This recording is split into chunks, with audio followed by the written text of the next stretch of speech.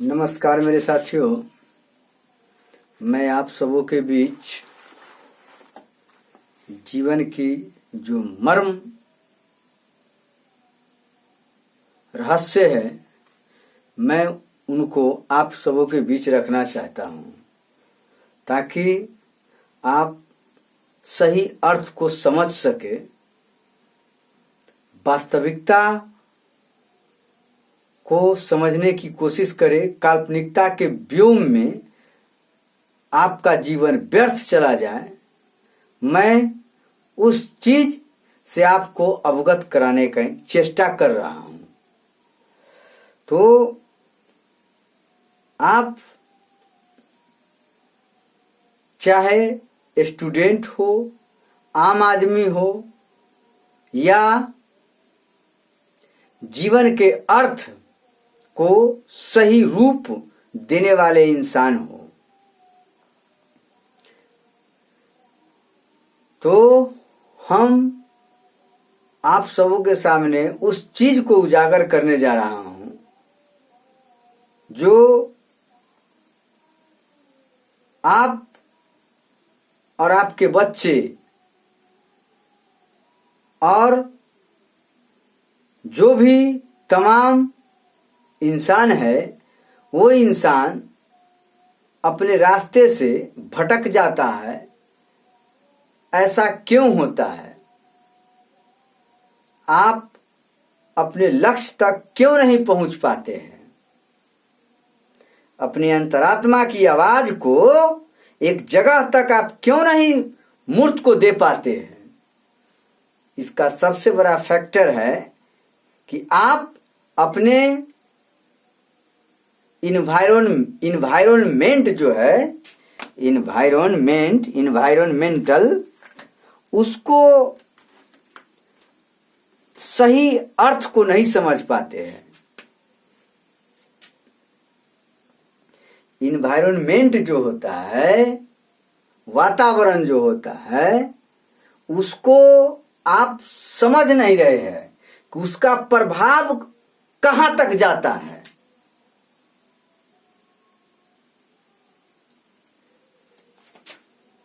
कहने का मतलब यह हुआ कि आप जैसा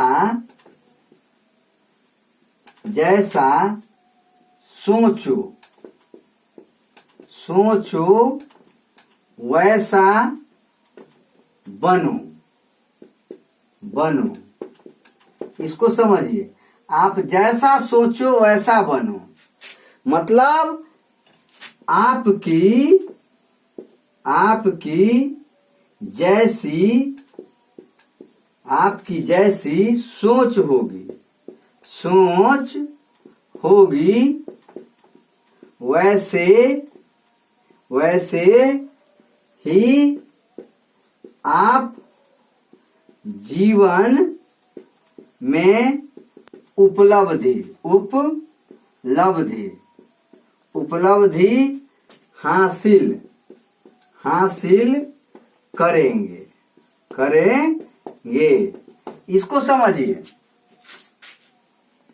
कहने का मतलब कि जैसा सोचोगे वैसा बनोगे, जैसा सोचोगे वैसा बनोगे। नहीं समझे बात को? आप जैसा सोचोगे वैसा बनोगे। जैसी आपकी सोच होगी वैसी आपकी कृति होगी। तो सोच कहां से आता है? सोच की उत्पत्ति कहां से हुई? देखिए, जब जीरो, ध्यान दीजिए इस बात को ध्यान से थोड़ा समझिए, बुझिए, विचारिए। इस पर अमल करने की जरूरत है। क्या समझे बात को? इस पर अमल करने की जरूरत है। आपको समझना है कि मैं क्या बोलने जा रहा हूं, मेरे बोलने का क्या उद्देश्य है। सोच की उत्पत्ति, उत्पत्ति कहां से होती है? ध्यान दीजिए, होती है। तो देखिए, सबसे पहला आपको समझना है कि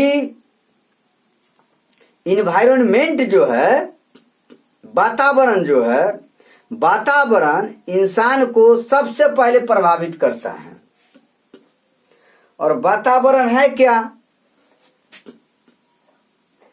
पृथ्वी के चारों ओर जिन जिन वस्तुओं का आवरण होता है, हमारी भाषा में समझिए, आवरण जो होता है वही वातावरण होता है। क्या होता है? वही वातावरण होता है। तो वातावरण की उत्पत्ति जो है, वातावरण की उत्पत्ति जो होता है वो एक प्राकृतिक रूप से होता है, एक कृत्रिम रूप से होता है। तो प्राकृतिक रूप से यह होता है कि प्रकृति ने जैसी रचना की है वो सर्वशक्तिमान है, उसको आप नहीं बदल सकते हैं। उसका पैटर्न कर सकते हैं।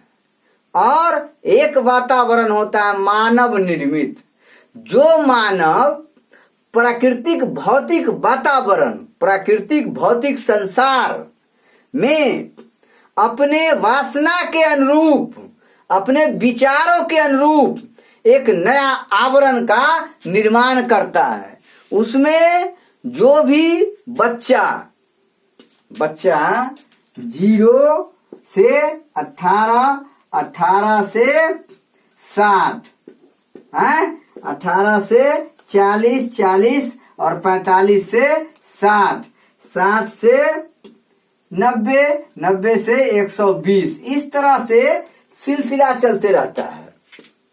तो कोई भी बच्चा जो होता है वो अपने दृष्टि, आंख से हर एक वस्तु को देखता है और वस्तु को देखने के बाद वो अवलोकन करता है, उस पर वो मंथन करता है। जो वस्तु देखता है उसके बारे में वो सोचता है, समझता है, विचार करता है। और उसके अनुरूप बच्चा में सबसे बड़ा गुण क्या है कि उसके अनुरूप वो ढलने की कोशिश करता है। उसके अनुरूप वो ढलने की कोशिश करता है।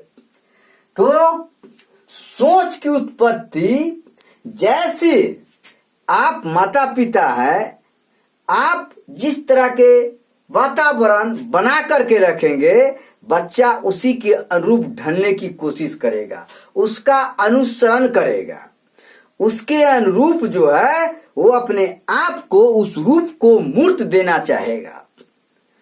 तो जैसा सोचो, बच्चा जो सोचता है आपके बनी बनाई हुई वातावरण में पलता है, फलता है, फुलाता है, जीवन का क्रीड़ा करता है और उसका क्या करता है? अनुसरण करता है।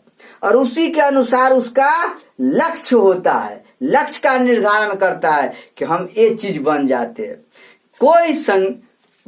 कोई अगला जो पीढ़ी होता है वो संगीत का बहुत अच्छा परफॉर्मेंस दे करके समाज में चला जाता है। कोई आदमी मैथ का बहुत अच्छा परफॉर्मेंस दे करके चला जाता है, कोई आदमी इंग्लिश का बहुत परफॉर्मेंस दे करके चला जाता है। वो उसके सामने जो पीढ़ी ऊपर से ऊपर वाला जो पीढ़ी होता है उसको बार बार उसके बारे में बताता है। तो उसको क्या होता है कि मैं इसके अनुरूप, मैं इसके अनुसार बन जाऊं, इसके अनुसार बन जाऊं। तो सोच जो होता है वो माता पिता का किया हुआ कर्म के अनुसार उसका सोच का निर्माण होता है। तो आप कहेंगे कि मेरा बेटा एक आईएएस ऑफिसर बने, एडमिनिस्ट्रेटिव सर्विस में चला जाए, यूपीएससी कंप्लीट करे, बीपीएससी कंप्लीट करे, या पीसीएस कंप्लीट करे, या इंजीनियरिंग के क्षेत्र में चला जाए, कंप्यूटर के क्षेत्र में चला जाए, कम्युनिकेशन विभाग में चला जाए, एग्रीकल्चर विभाग में चला जाए, हैं? समझ रहे बात को? वेटनरी डिपार्टमेंट में चला जाए, फार्मासिस्ट के बारे में नॉलेज प्राप्त करे, तो उसके पहले उनके माता पिता, उनका पूर्वज जो होता है वो काम किए हुए रहता है, उसको जाने में कोई परेशानी नहीं होता है, उनको उसी के अनुरूप उनका लक्ष्य होता है जो बहुत जल्द हासिल कर लेता है। यदि कोई इंसान का सोसाइटी एग्रीकल्चर विभाग में है और वो सोचेगा कि हम IAS Indian administrative service department में चले जाए, यूपीएससी कंप्लीट करके हम क्लास 1 अफसर बने, तो थोड़ी सी परेशानी होती है। वातावरण समझते समझते उनका एज एक्सपायर कर जाता है, विचारधारा जो है उस वहां तक पहुंचने के लिए बहुत संघर्ष करना पड़ता है। तो कहने का मतलब क्या है कि आप जिस क्षेत्र में जन्म लिए हैं, जिस वातावरण में जन्म लिए है, उसमें अपना लक्ष्य को निर्धारण कीजिए, आप बहुत जल्दी सक्सेसफुल हो जाइएगा और तमाम सुखों का आनंद लीजिएगा। इसीलिए सोच जो होता है आपके वातावरण पर डिपेंड करता है। कहता है कि जैसा सोचोगे वैसा बन जाओगे। तो सोच कहां से आती है? हमारे वातावरण से, हमारे पुरखों के किया हुआ कर्म से। वो कर्म किए हुए रहता है, उसका दायरे बनाए हुए रहता है, उसमें क्या करता है बच्चा जो है वो पैटर्न, उसके अनुसरण को एक्सेप्ट करता है। समझ रहे बात को? तो हम जैसा सोचेंगे वैसा बन जाएंगे। यह शब्द जो है, यह शब्द जैसा सोचो वैसा बन जाओ, जैसा सोचो वैसा बन जाओ, वैसा बन जाओ। तो आपको सोच कहां से आया? जिस क्षेत्र में आपका जन्म हुआ होगा उसी क्षेत्र के अनुरूप आपको लक्ष्य का निर्धारण हुआ होगा, उसी के अनुरूप आप स्टडी करेंगे और अपने लक्ष्य को इजी वे में प्राप्त कर लेंगे। तो जैसा सोचो, तो सोचना किसी भी क्षेत्र में कहीं भी आप जन्म लीजिए, सोच को समृद्धिशाली बनाइए, सोच को समृद्धिशाली बनाइए, समृद्ध बनाइए। कल्पना जो आप में आ रहा है उसको ऊंची उड़ान देने की चेष्टा कीजिए। जो आपको कल्पना जो पैदा हो रहा है ब्रेन में, उसको ऊंची उड़ान दीजिए, आगे उसको बढ़ने दीजिए, उस पर कार्य कीजिए। शरीर को थोड़ा कष्ट होगा लेकिन उस पर कार्य करने दीजिए। आत्मा की पुकार को कभी मरने नहीं दीजिए। हमेशा जो है लक्ष्य को सामने रखिए। जो भी आप वातावरण के अनुसार लक्ष्य को निर्धारण कर लिया है जीवन में, उस लक्ष्य को हमेशा सामने रखिए और उस पर कार्य कीजिए। ऐसा नहीं कि लक्ष्य आपने बना लिया और कार्य करना बंद कर दिया। संभव है जो आप उस लक्ष्य तक पहुंच सकते हैं। You can not rest on your goal.